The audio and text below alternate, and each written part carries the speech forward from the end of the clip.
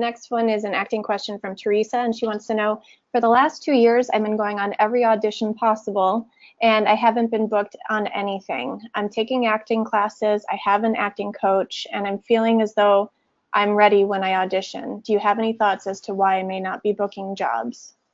Well, I mean, the obvious is that there's just a ton of competition. It's a numbers game. It's tough, and usually, when one thing happens, then you get a little momentum.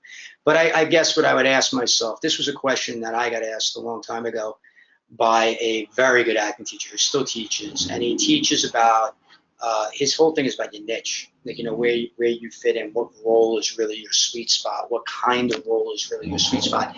And his whole thing is that he can take any actor in the world and kind of break it down into what their sweet spot is, and it's really interesting because it kind of works. It actually really works. You'll see when an actor over a long career, even if you look at their successes and failures, because they all have successes and failures. It doesn't matter if you're Tom Cruise or Tom Hanks or Meryl Streep. Everybody has their wins and their losses. But you'll notice that the wins those roles have a lot of the same qualities. It's not to say they're not diverse, but they have a lot of the same through lines in the types of characters they are, and the losses usually are outside of that. So the question becomes, if you're going on every audition possible, that's probably fault number one. Should you be going on every audition possible? Or should you be looking at it as, this is really much more my sweet spot. I'm going to put all my efforts and energy into this. Okay, because part of it might be and everything about acting is energy, especially when you go into an audition room. So if you're going in with that feeling of, man, I've been on so many of these and it's just not working, you may not even realize it's showing, but it probably is. So I would say be more honest with yourself about where you fit, and if you have friends around you who are honest, and that is the key, and experienced, and that's important.